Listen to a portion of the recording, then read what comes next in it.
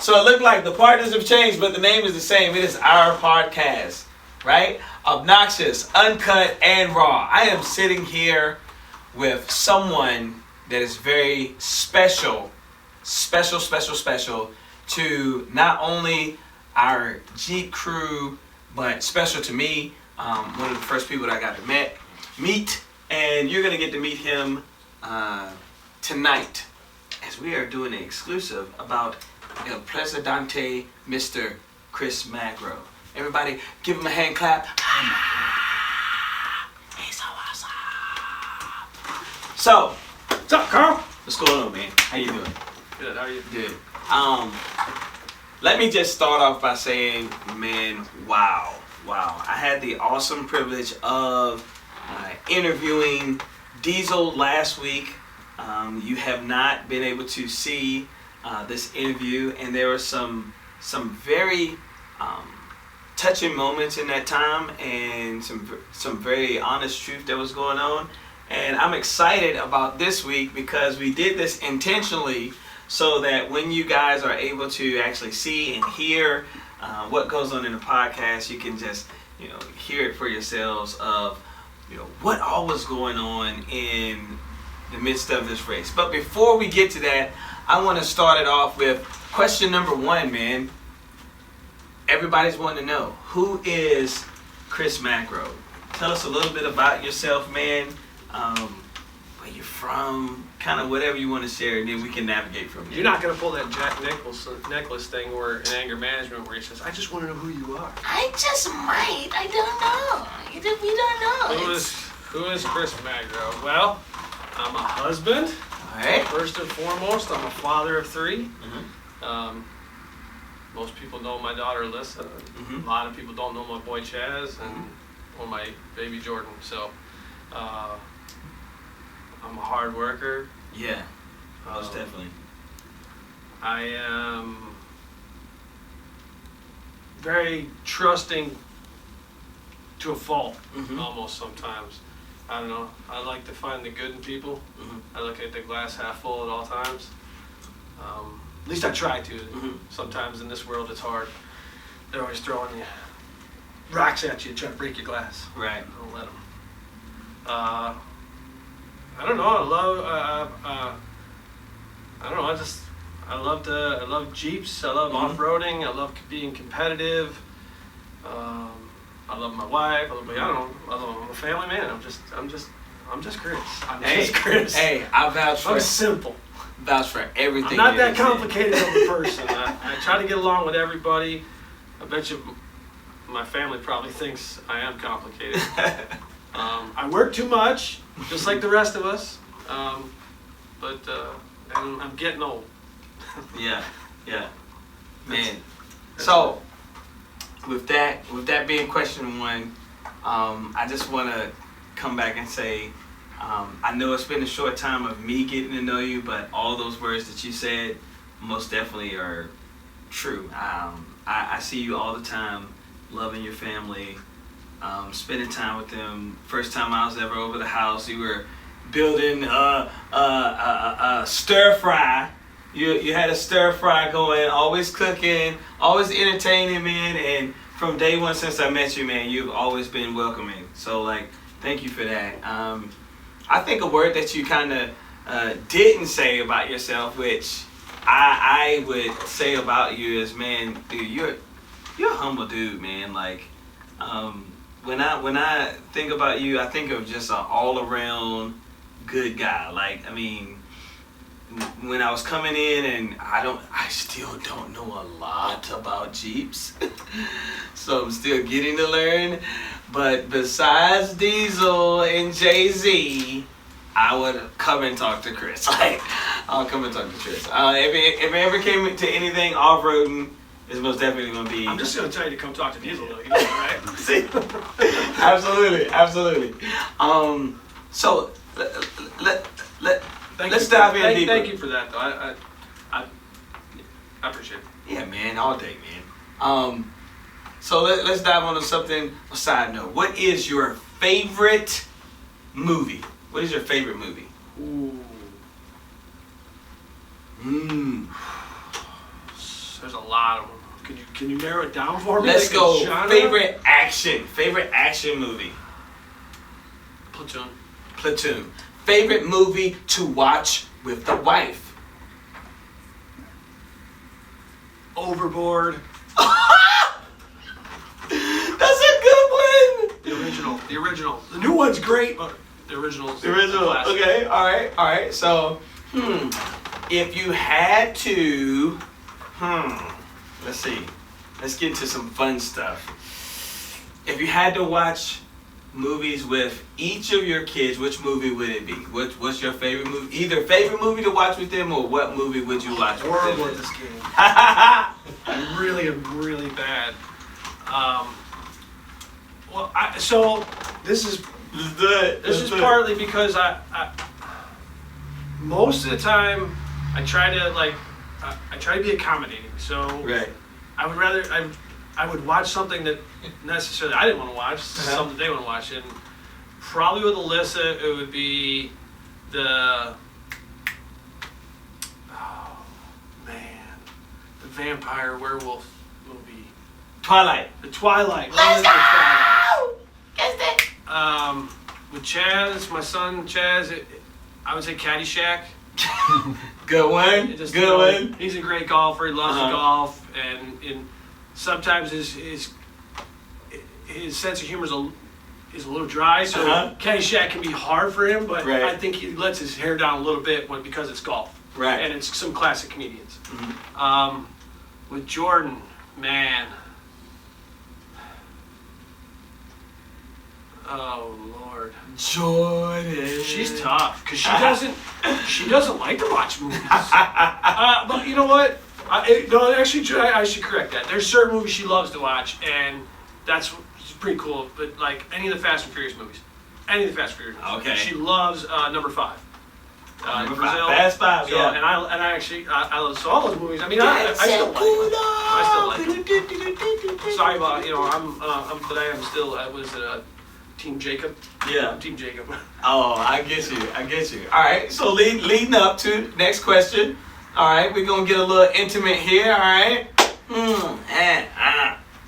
What is your favorite Jeep body part?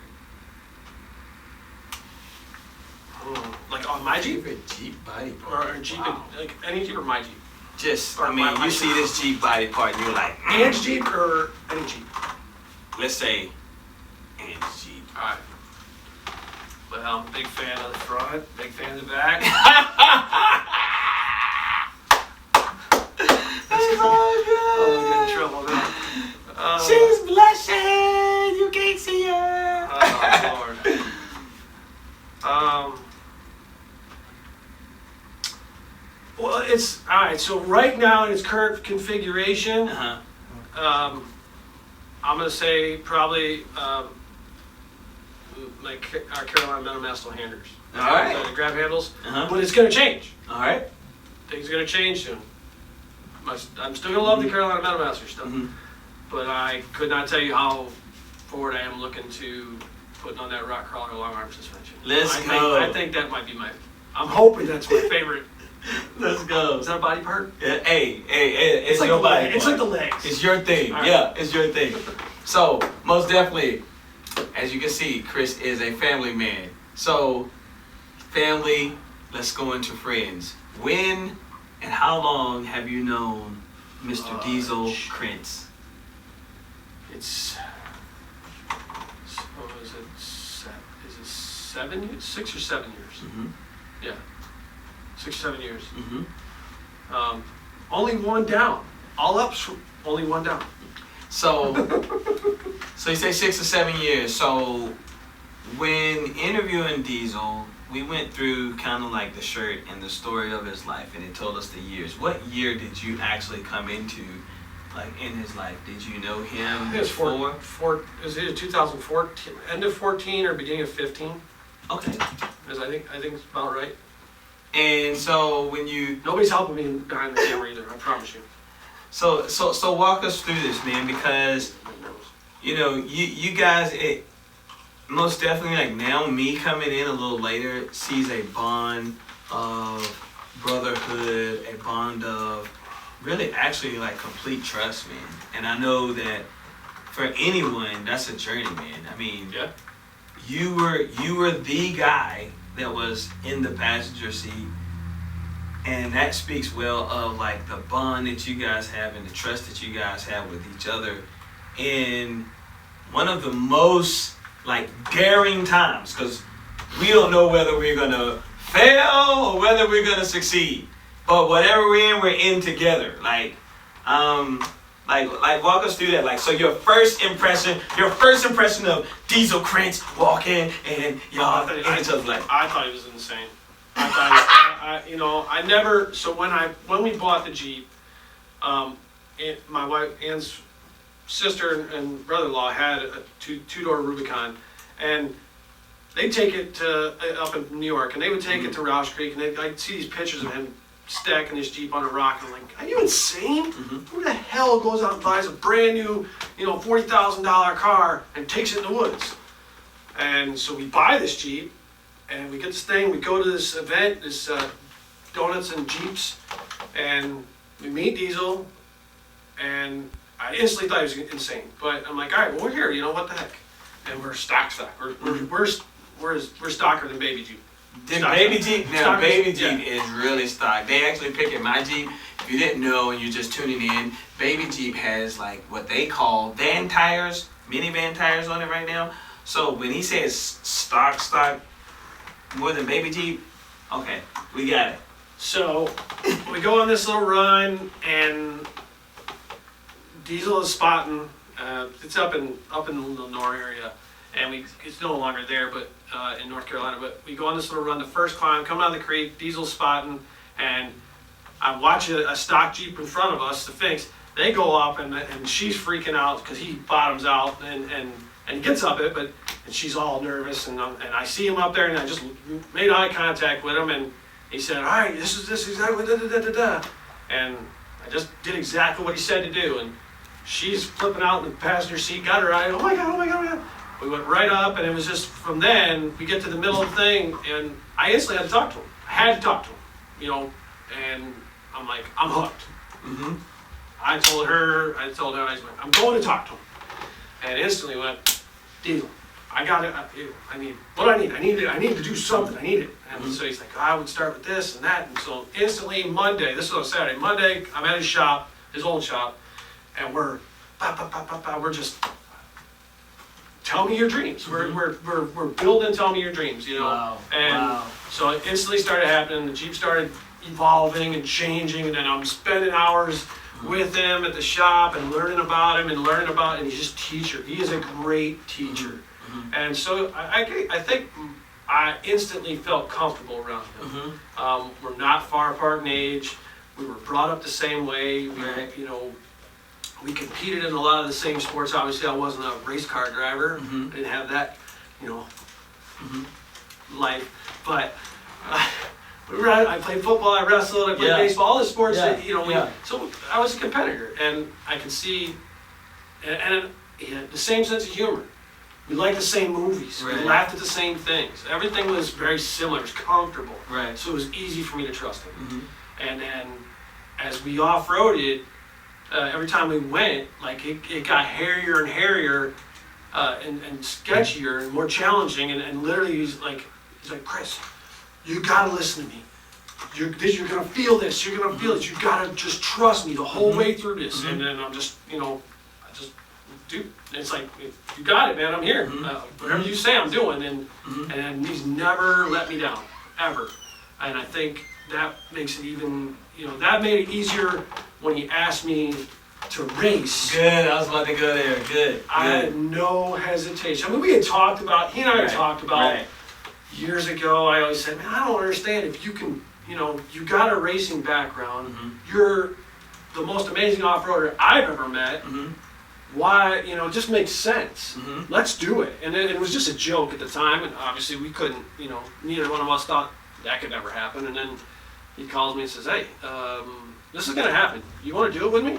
And I'm like, yeah? Yeah. Like, yeah. Is that even a question? Hey. So, and then we had a couple times pre-race and post race, and even in the race, where we almost said the same thing. I'm like, dude, I said, there's nobody else I would rather. I don't care what driver, and you know, I'm gonna let this out a little bit. I got a little bit of a man crush on, and he's a kid, so kid to me, he's not a kid. He's but Eric Miller, I mean, he's my you know 4400 driver. There's lots of great 4400 drivers. Yeah. Johnny Grants, they're all great, and Lauren Healy, you know, but Eric Miller's my guy because his stuff just looks like a Jeep. I love their chassis, but you know, I even said, listen, I would rather ride with you than Eric Miller. Wow. And I just feel that confident in his ability, and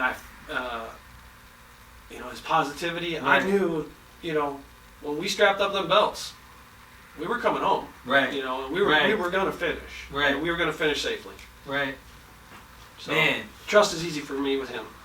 Hey, that answered a lot of questions, and hopefully you guys got to hear what Chris said when it came to like the off-roading and going through those journeys, going through the neck of the woods of where like he's seen his courageousness, he's seen his braveness, that kind of thing. Now I want you to kind of walk us through a little bit, because that was good. It took the icing off the cake. Okay. So walk us through a little bit the actual going. You are at the race. You're at the race, and on your mark, get set, go. What is going through your mind at this time?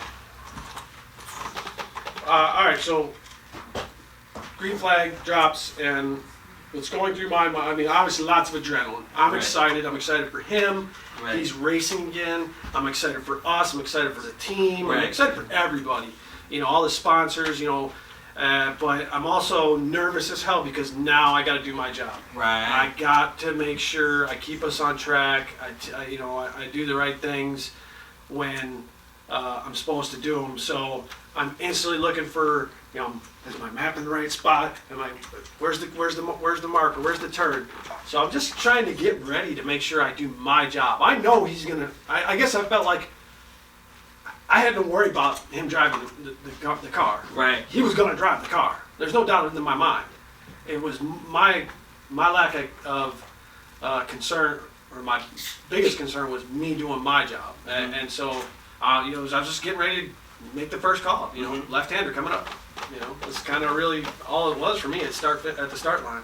It's just making sure I did my job. Did you feel that pressure? Did you feel that? Like, because like you are the navigator. Yeah. If and you say like right turn and it's supposed to be a left, like oops, like. Oh yeah. Yeah, it kind of happened during qualifying. Some of you may have saw it. We kind of paused in qualifying. I wasn't calling the path because I just thought he saw it, and he didn't, and he's like, where do I go? A few more choice words than that, but it was, well, where do I go? And I'm like, oh, straight and right, you know, and as soon as, you know, then we started going again, and we did good, but, you know, I felt an amazing amount of pressure because I'd never done this before. I mean, he'd raced, but he never raced like this. I'd never done this. I'd coached, you know, baseball and football and wrestling, and I've coached kids, but I didn't need to coach them on how to drive. I just needed them to navigate them through this course. So I was nervous. I did not want to let it out. I think like a lot of uncertainty. The team worked so hard. I did not want to let anybody down. The sponsors, you know, that kicked in, they put a lot forward. I wanted to do my job to make sure I didn't let any of us down. You know. So you're in that first lap. You're in that first lap, and this is the first time that you guys are actually going through. What was the darkest time? What was the most turbulent time that you almost was like, we are not gonna make it? This is really easy. We were, I don't know, 100 yards off the start line, and instantly we got a winch. Oh man. So that was my darkest moment because we took one run up, nothing. We back down, second run up, nothing. I'm looking kind of back over my shoulder, and every 30 seconds we're letting another car go. I see them starting to stack up behind us. Even though we didn't qualify great, there were still cars that were going off behind us. I'm like, dude, we got a winch. Get up, run as far up as you can, and I'm getting out. So he went up as far as he could, but at this whole time he's trying to figure out what's wrong with the car. There's something going on with the car, and the mad scientist there is trying to figure it out, and from the seat. And I'm like, dude, I just gotta get you up this hill. I need to get you up this damn hill. I don't care about we'll figure out the car when I get you up this hill, or so. I get out, and it is vertical. I mean, I'm not happy.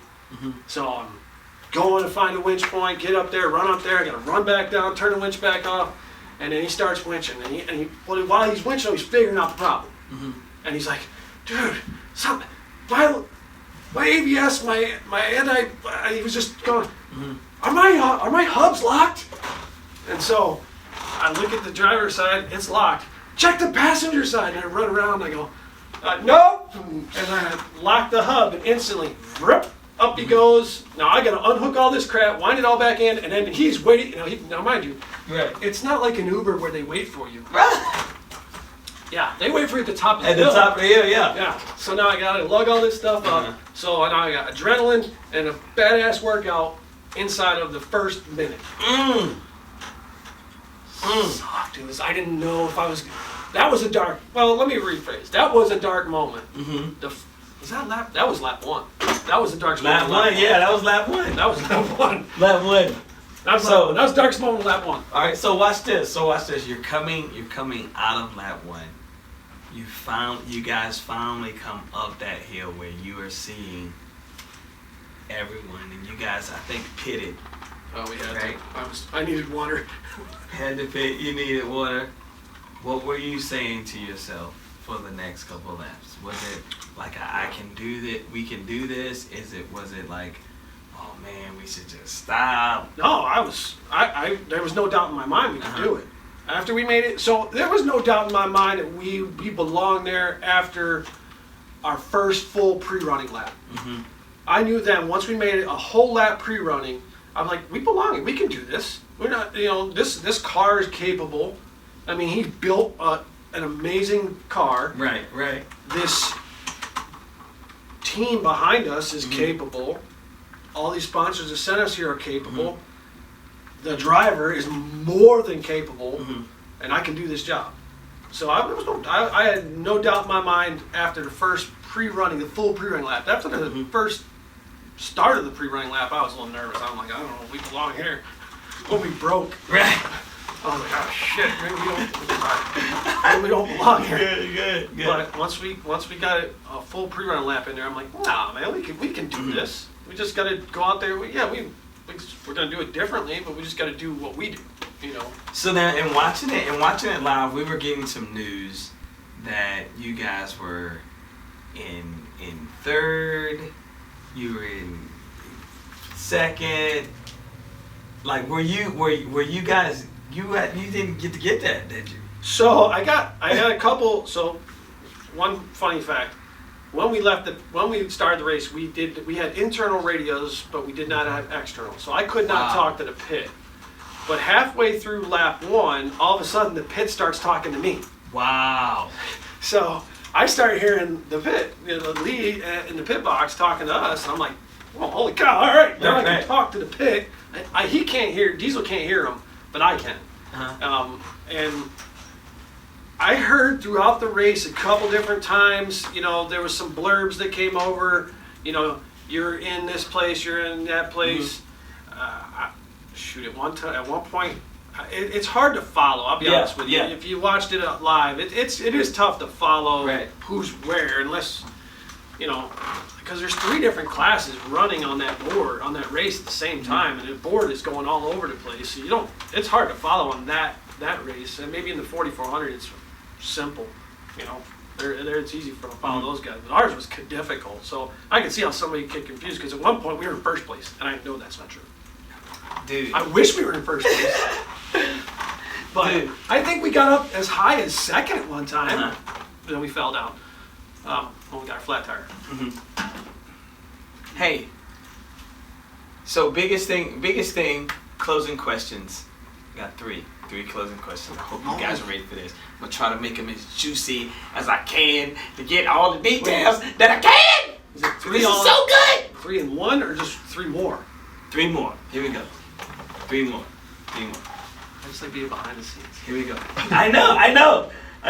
So like as you're thinking, like I'm creating them. I'm creating them because I'm walking. I want to walk with everybody through this. So here we go.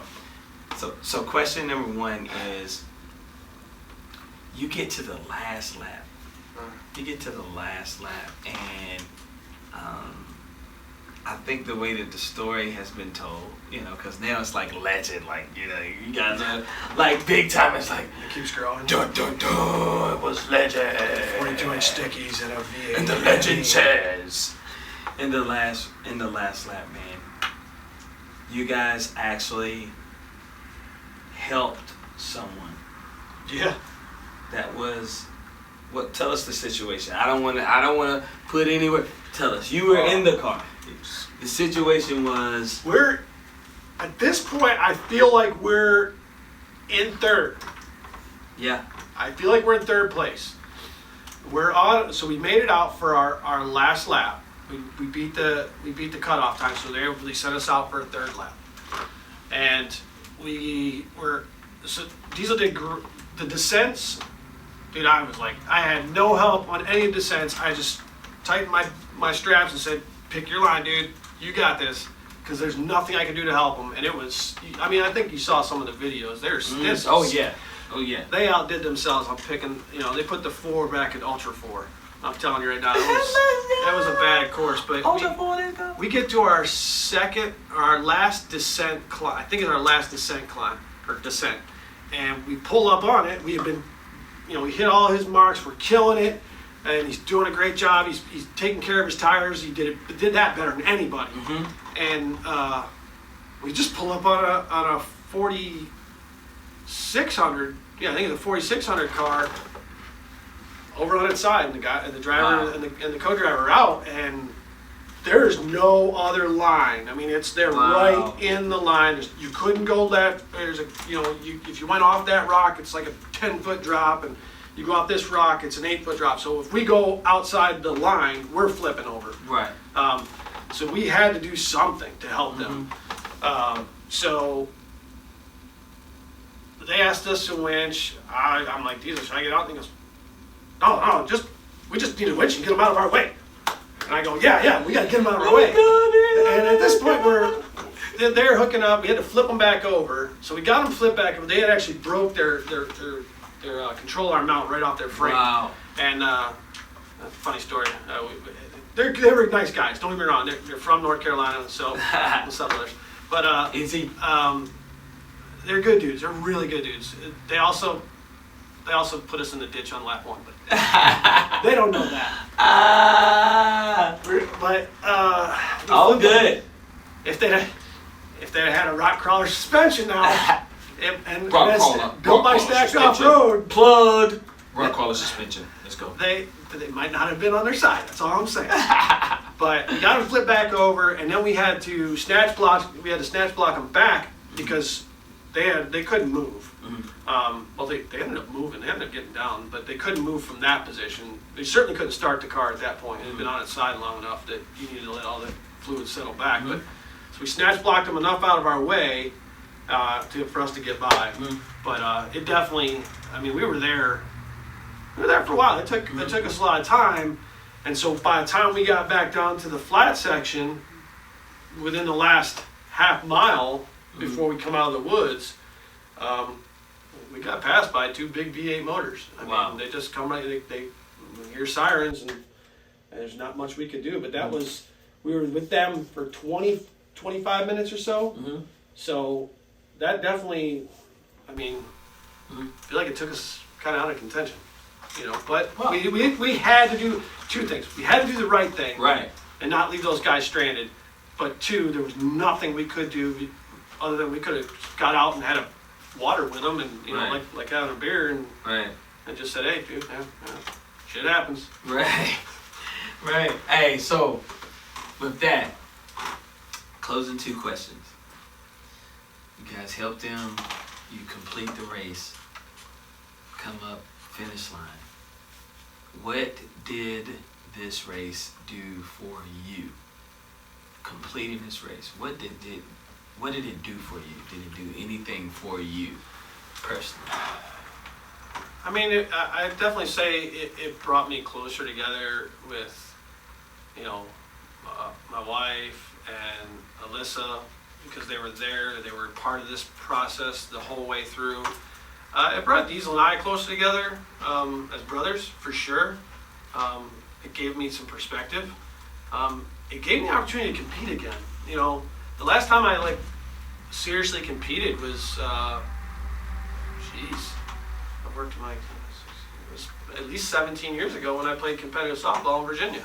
Right. I haven't been a competitor in a sport since then, and that's definitely something I missed in my life. Mm-hmm. You know, other than cornhole tournaments, beating up on Diezel, Hey, and El Presidente is pretty good, really good at cornhole. Like, awesome. I'll take you down. So, closing question. This is a combination. I didn't know we were gonna get all these this heart full of heartstrings. Hey, I got to, man, because I'm a vulnerable dude, man. Like, I didn't sign up for this. Speaks to me, man. Speaks to me.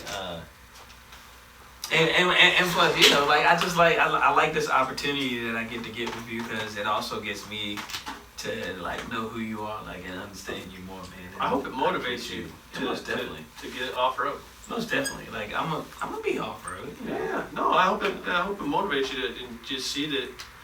I just want to ride with somebody for the first time. That's all. What we do. I mean, this is obviously not what we normally do off road, but what we do off road is it's amazing. It's what a great feeling. It's freedom. I love the bond. That it's created, man. I see that brother and sisterhoods. And every person that I come in contact with. So with this, I guess I got a combo, two-part combo. All right. So right now, real time. If you were saying words to Diezel right now, what would you say to him? Just either I don't know, brother to brother, sum up the race. What would you say? What would you say to your boy right now? There's not words. There's not words. No, there's not words. I can't. I mean, I hugged him after the race. I didn't have to say words. It just those feelings I felt. I think I don't know if he felt it. I felt the same. It's not. There's anything wrong with that. It's all good. But we get hugs around here. Yeah, I mean, let's go. I don't. It was what an honor. Yeah. What an honor to be in that car with him. Yeah. Through this. Yeah. It was, dude, it was an honor just to be part of building the thing. And I had a fraction part of building anything on that thing. I built the seats. Mm-hmm. I don't even know if I did it right. Because I had to fix them after I was done. Mm-hmm. So it was, it was just an honor just to be part of this and learn with him and share this experience with him. And hopefully, again and again, if we can, if we can continue to do this. Obviously, we'd love to be super competitive. We'd love to podium. We'd love to be able to stand up there and thank our sponsors publicly, not just on camera, but publicly in front of the crowd. I mean, and to share that with the team, to watch, because I'll tell you the biggest thing. He and I shared that. Right. We loved coming out of those woods and seeing the excitement, or when we got out of the car at the finish line, seeing the excitement. We didn't place. I mean, we did great. We finished. We did what we beat our goal completely. Mm-hmm. But to see the faces of the team, and we took first place. We took first place. That's it. So the combo. This is a combo. So y'all bear with me. So now to your family, because we started off with family. So what would you say to your family that walked with you through the process? I mean, How rewarding was it for them to see you in this? Oh, to see, yeah. So one, thank you, my family. I assume you talk. Well, Yeah. Are you speaking specific? My family, like my direct family. Your direct family. Yeah. First. It's all my family. Yeah. Thank you so much for allowing me to be part of this. Thank you for supporting this. Thank you for being part of this. Thank you for being proud of me. They both, Ann and Alyssa both, that was the first thing that they said when I got out of the car, how proud they were of me. I mean, we didn't even get a participation trophy, Yeah. but they were still proud of us. Yeah. It was, I deflect when I'm uncomfortable with humor, right? At least I try to anyways. I mean, what an honor as a dad, as a husband, when your family is proud of you. Yeah. I mean, I'm sure, don't get me wrong, it goes unsaid. I know they're proud of me. I know they're, I do things, I do my job. Right. I'm a hunter-gatherer, I do that. But, this was a sport that it took a lot of sacrifice by, Ann and Alyssa and my son, Chaz and Jordan, my dogs, all of our families, right? All of our families had to sacrifice a bunch to do this, and they did it, and they were part of it. I mean, if Ann and Alyssa, if we probably wouldn't have been organized, right? We wouldn't have ate. Right. We wouldn't have water. She led that, that team. I don't know if we had a hospitality team, if that's what the name was called, the hospitality team. But getting us where we had to, making sure we were where we were supposed to be when we were supposed to be there, and making sure Diezel and I both hydrated, and just did, not just she led that team, but then we wouldn't know where the pit was if we wouldn't have seen Alyssa. Right. She's wearing an orange vest, and that's the only reason why we knew where the pit was. We didn't have a big sign or a giant trailer. I was just looking, where they at?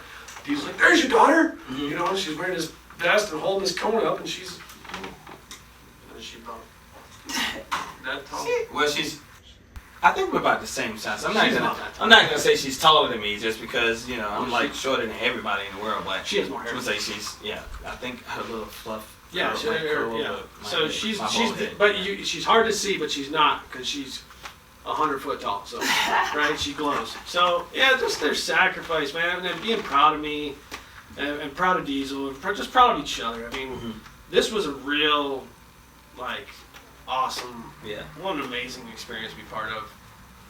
This is not everybody can do this. Not everybody can even come close to doing this. I mean, right. It was literally like making a dream a reality. Absolutely. Like talking about it, dreaming it up, brainstorming, and then making a dream reality. Like when you said, "Tell me your dreams," I think about the poster that it actually hangs up in the shop. That's right there. Yeah. Okay. Tell me your dreams, right? But that's the reason it's there. Like people would come in and kind of just look at it, tell me your dreams, but that's a reality. You talk dreams in here, and impossibilities of what other people might seem that's impossible are made possible. Yeah, I sacrifice. Just think about that. We hustle. We grit. We do whatever we gotta do. You hearing it all over. You hearing the love. You hearing the sacrifice. You hearing the we don't know. You hear the uncertainty. It's real life that we were actually walking through. It's too legit. Yeah, too legit, too quick. All right, so you heard it from yourself, Mr. Magro. The horse's mouth. The horse's mouth. So the horse's ass was. In closing, some inquiring minds are wanting to know, where was the bond between you and Diezel? Where was this bond? So is this like a trust bond? Is that what you're thinking? Like a trust bond? I would say or a brotherly bond. The brotherly bond. All right, so bond. Where was the bond? I think it's ironic that I think the bond of It's just a hard question because you can be tough. Like when it comes to trust and off-roading, it was at AOP, but it was 5 years ago. All right, so let's talk about doing the race. Doing the race. Doing the race. Real quick. Probably when we had the flat tire. Probably when we had the flat tire because I was smoked. At that point, I had not recovered from lap 1. And the flat tire was not 5 minutes into lap 2. And in a sketchy as hell situation, it's hot, I'm smoked, and we got to change a flat tire in a gnarly place. I'm like, we're changing this tire. Well, when I say we're changing his tire, right. He's changing his tire. The guy who can't walk right, you guys seen him walk. He cannot. He's, he's handicapped. He's changing his tire on a rocky ass trail, and these Ultra 4 cars are trying to pass in half a lane. So they're going around us, over us, through us, whatever way. We're winched to a tree. He's doing all the work. Really, I'm like, dude, you gotta give me a minute. I'm like, I need a minute, and I thought I was gonna tap. Dude, I spent 8 years in the Army. I do construction. I work out in the heat for 20-some years. I never thought that I would feel like I was gonna tap. You know, this quitting is not my thing. Right. I'm just not a quitter. Right. But that when he picked me up, he basically picked up all my slack that I should have been doing. Right. He should have had it easy. I get the tire. I do all the work. You just make sure it's right. And he did all that work. And I think that's when, I couldn't thank him enough. I'm like, dude, I don't know what we would have done if I don't. So I just the rest of the way and then we had there's some moments in the race where we just were like quoting movies and and we were talking to each other and we're just like, aren't we racing a race? I'm like, no, we're talking about goofy movies that we both love. And I'm like, making a quote. I think I cut my hand. Merely a flesh wound. Just it was I think the 41. The flat tire was definitely I think. That was because I think at that point lap 1 had settled us down, settled down the adrenaline. We'd gotten a little water. Lap 2 was tough. Dude, what an awesome and privilege it is to hear both sides of the story of the incredible race that these guys were in, and what an amazing time it was. Now, so you might be sitting here and you're listening and you're saying like, how can we help? How can we hear more? You got questions, you got different things to ask, and we got different questions to answer, right? So it's no secret. Go to the website. Make sure you find where they have the shirts that are posted. Buy a shirt, wear a shirt. Because now you get to share in the story and the journey of what these guys are telling you. And it's not that we heard it anywhere else besides from the 2 guys that were actually in the Jeep on the day of the race. And what's crazy is this is only the beginning. It is only the beginning. We are still on the journey. We are still riding hard as ever and making sure, look, we need help. We need your support. So buy a shirt or click on the subscribe button that is right below. Click on the subscribe button, man. Ask questions. Get to know who we are. Get involved. Come by the shop sometime and tell us your dreams. It's been an honor and privilege to sit here with an amazing man and just talk about him. And this is like the half has not even been told. Like, we have some deep wells here. So thank you for tuning in to this week's podcast, our podcast. It's obnoxious, it's uncut, and it is raw. And how did you guys end the race? What was the phrase that you guys ended the race? It was well, you gotta say one part, and I gotta say the other. I think it's like we finished the race. Go to the bar! Go to the bar! Love you guys.